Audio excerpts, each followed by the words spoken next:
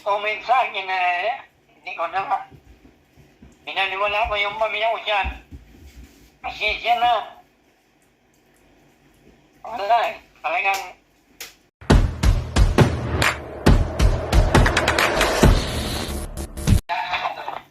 Hello, sir. Oh, mahina yung kanina. Mahina yung signal, kaya namatay yung tawag mo sa akin. okay. Oo. Salamat, sir. Okay. Kamusta? Happy New Year. Happy New Year. Happy New Year. Happy New Year, Sir Rico. Na, Kamusta yan? I miss you all. Sir, I miss you all. I miss you all. Oh. Ano, Sir Rico, napanood mo ba yung yung video nila, napanood mo yung video nila Marisol ngayon? Kaya nga, yung aking nararamdaman parang naano na ako Kaya, salamat sa lahat ng mga pag-post mo, lahat ng nakita ko. Pasalamat ako sa inyo, sir. Hindi, hindi. Tulungan niyo na ako ng ako. May na ako. Anak niya, gusto niya makita. Oo. Anak niya sa Africa. Oo, kasi 'di ba nung pagkasi hapon dito, pagkatapos ng trabaho ko, diyan naman kasi madaling araw na. Kaya kung gusto mo, pwede naman tatawag ako kaso madaling araw diyan. Kasi may trabaho ako. Kaya lang Sir Rico, Kaya kasi sir, gusto ko lang gusto ko lang itanong sa iyo about sa napanood mo ba yung video about sa may kay Asya? yung ayos niya naman bakit? Sino ba ang gusto yun? Taga-sama yung gusto sa kanya, mag-ampon. Taga-Israel yun. Nako. Paano? Si Rick. Oo. Siya lang nasakutan. Siya lang nasakutan na kapaya niya yung aming mga anak. Mga anak ko. Siya lang mas pinakaman na ating kapatid. Oo nga Oo. Kaya na, natin na, lalong kawawa yung mga anak ko. Oo. Sige. Okay, sige, sasabihin ko kay Marisol yung sinabi niyo sa akin. Kasi, oo nga, na si Asya lang yung inaasahan mo para sa mga nakababata niyang kapatid. Oo. Siya lang kasi ang Oo, siya lang yung malaki. mag-asikaso na lahat kanya ko direkta sa kanya Oo, tama naman Sir Rico na ikaw ang magde-decide talaga kasi ikaw yung tatay nila at saka hindi ako pwedeng makialam manghimasok sa buhay ninyo about sa mga decision making, sa mga pagdedesisyon dahil ako instrumento lang ako para makatulong sa inyo pero yung pagdedesisyon ay nasa inyo pa rin. So, yun nga, sabi mo na si Asya ay ang inaasahan ng para sa mga anak mo. Sige, ipaparating ko kung hindi mo makontak si Marisol, ako na ang magsasabi. Pero ito, binidyo ko naman kaya ipapakita ko rin kay Marisol. Basta Sir Rico, ayoko sa umpisa pa lang ayoko na magkakaroon ako ng problema about sa mga decision nyo or sa mga gusto nyo sa buhay. Basta sa akin, kung may maitutulong ako, yun lang, ma'am, tutulong ako. Pero about sa mga ganyang bagay kasi hindi madaling magdesisyon about sa pag may tutulong kay Asya na doktor na taga-Israel. Hindi ako pwede magdesisyon sa ganyan, ikaw at si Marisol. Pero yun nga, sige, sasabihin ko kay Marisol lahat ng mga pinag-usapan natin. Pero maganda din kung kahit na madaling araw dyan, kahit isang araw lang makapag-usap kayo o kahit Sunday o basta wala kang pasok para magkausap kayo ni Marisol about doon. Yun. Pero Sunday ngayong Oo, sige. Oo, walang problema. Anytime na gusto mong tumawag kila Marisol, sabihin mo sa akin at ako pupunta kila Marisol basta wala akong pasok tulad ng linggo. Basta importante makausap mo siya. Pero papaabot ko kay Marisol yung sinabi mo na na si Asha lang ang inaasahan mo para sa mga anak niya. Or mas maganda talaga magkausap din kayo ni Marisol about dyan. Sunday, Kuya Rico. Sunday pwede. Sige na. Okay, Oo. Sunday. Ano ko yan, ibigay ko yung time ko na yan para sa Oo. Sunday. Oo, para makausap mo si Marisol. Makapag-usap yan. Oo, tsaka para makita mo rin si Rico tsaka si Rika. Sige, para kayong dalawang mag-usap. No? Lahat na yun, si Rico, Rika, saka si Oo. Rosita, Lia, Momo, saka si Rika. Yan lahat ng mga anak ko, iyan mo lang. Okay. Itutok mo lang. Oo, sige. Namimiss ko talaga yan, mga yan. Oo. Sige, Sir Rico, salamat. At salamat din, sir, sa tulong mo, sa lahat ng mga, ano mo sa akin, at salamat sa lahat ng mga Pilipino na andyan. Ba't ka umiiyak? Siyempre naman, siyempre yan. Sobrang miss mo na yung mga anak mo. Okay lang. O, sige lang. Siyempre, I miss. Oo. Miss ko na. Mm. Tama lang, tama. Umiyak na, sir. O, sige, hayaan mo sa Sunday. Pag-uusap ko kayo para sa sobrang miss mo kay Marisol tsaka sa mga bata, makita mo.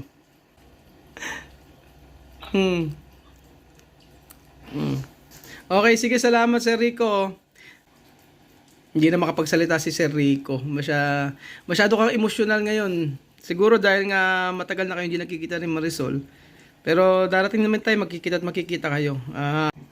Medyo sa lahat ng mga nagbabasa akin na ako'y masama, ako'y walang pakiramdam. Pero sa kung alam nyo lang kung anong nararamdaman ng puso ko ngayon, lalo-lalo ngayon na dumating ang Pasko, dumating ang New Year, lalo-lalo na ngayon na nasa medyo matagal na hindi ko na nakita yung mga anak ko. Yung mga anak ko na yan, mahal na mahal ko yan. Sa totoo, hindi ako nagbibiro, hindi ako nag-ano na, sa tunay na, talagang gusto ko rin makita yung mga anak ko, gusto ko makasama. Pasensya na kung sino mga sa, pasensya na rin. Pero sa totoong buhay, namimiss ko talaga lahat ng mga anak ko dyan. Lalo-lalo na kay Rika, Rico, Ali, Rosita, Lia, Momo, sa kanya, Asyatika. Kaya niya ako pumapayag na si Asyatika mapalayo sa mga kapatid niya. Kasi alam ko lang si Asyatika lang ang number one makatulong sa mga kapatid niyang mga bata pa. Kung sana, kung papayagan ako, ngayon din, gusto ko bumalik agad. Alam ko, namimiss ko talaga namimiss ko na nga eh. Gusto ko tulungan yung mga anak ko, yung pamilya ko dyan. Gusto ko bumalik dyan. Kaya ko magtrabaho kahit na ako 64 na. Mag-ano na ako, gusto ko bumalik dyan. Kaya kung sino mang mga vlogger na, kung sino mang mga nag-comments na bad para sa akin, sa totoo, wala, hindi ko naalala, hindi pinabayaan ko yung mga anak ko dyan. Hindi, sa totoo, sa tunay na buhay lang, kahit ako yung nandito, pinipilit ko mabuhay lang. Ano na ako na makita ko, sana, tuloy-tuloy na vlog, kahit sa vlog lang, makita ko na yung pamilya ko, maligaya ako, pero sana tulungan lang ninyo ako na makabalik ako dyan. Gusto kong, kasi namimiss ko na, lalo na, maliliit na yung mga anak ko na yan. Hindi naman sinasabi na, pasensya kung sabihin na, ako pinabayaan ko yung mga anak ko, hindi. Lagi nasa utak ko, ngayon na, nararamdaman ko naman na maraming nagagalit sa akin eh. Maraming agi. Pero, sa totoong buhay, sinasabi ko, gusto kong bumalik. Gusto kong buhayin ng mga anak ko dyan. Dyan ako. Mamatay man ako dyan. Nandyan ako sa Africa na yan. Gusto kong tulungan ng mga anak ko na mabuhay sila. Maliliit pa. Kaya ko pa magtrabaho ng walang sabagay ito. Ramdam nyo lang na kunyari yan ako, hindi, totoo, lang naman ng Diyos na ako'y nangarap talaga makabalik pa dyan. So, dahil, nami-miss ko na talaga yan, maya. Kaya kung ano man ang naramdaman nyo na, kunyari, ganun lang, mas mahirap. Kung kayo ang nasa piling ko, ganito lang, kunyari na hindi ko naramdaman. Pero sa totoong buhay, nami-miss ko talaga yung lahat ng mukha ko dyan. Kasi dito sa Pilipinas, kahit na, okay na ako dito sa Pilipinas, yung mga anak ko, naiintindihan na nila ako kasi, alam naman na mayroon na akong pamilya dyan sa Africa, pero ang mga anak ko naman dito sa Pilipinas, wala na silang masabi sa akin dahil nakikita nila na kung anong nararamdaman ko na sabi nga nila, tapos saan ka liligaya, okay. Pero gusto na namin mas kaya ka maligaya. Sabi naman ng panganay ko, yung anak ko na panganay, gusto niya lahat ng mga anak ko magsama-sama sila dito sa Pilipinas. Yun ang gusto ng aking anak ng panganay. Kasi kapatid din niya naiintindihan niya ako kung anong nararamdaman ko. Yun. Kaya, siya na muna kayo.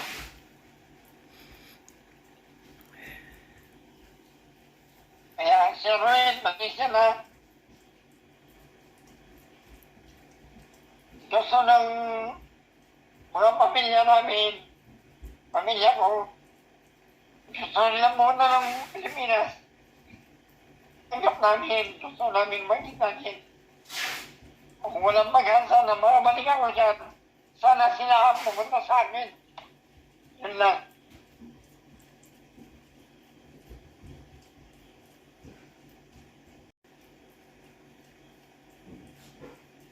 Kaya yung mga nag-comment sa akin na hindi ko na pinaniwala ko yung pamilya ko dyan. Pasensya na. Wala talagang time na wala talagang kayang mong bumalik dyan. Wala ako. Yan, totoo lang.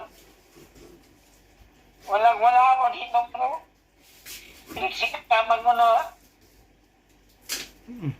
mataharap, makita ko, makausap ko. Kaya salamat. Salamat, Sir Ruel. Sa lahat ng sa akin. Ayan nyo, Sir Rico. Pilipino na niya. Ayan nyo, Sir Rico. Hanggang andito naman ako i-update ko kayo about kay Marisol. And then, syempre, hindi naman ako, sabi ko nga, di ba, Pilipino yung mga anak mo na may mga anak ang Pilipino dito, syempre, hindi naman natin pwedeng pabayaan basta-basta yun. Kaya, huwag ka mag-alala sa mga anak mo,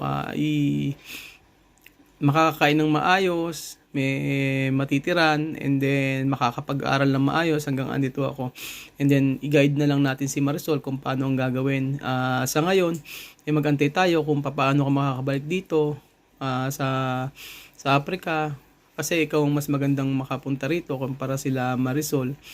Yun, Sir Rico. Basta, sa ngayon ay pray lang tayo kung ano man yung mangyayari. Sigurado naman sa huli magiging maayos ang lahat.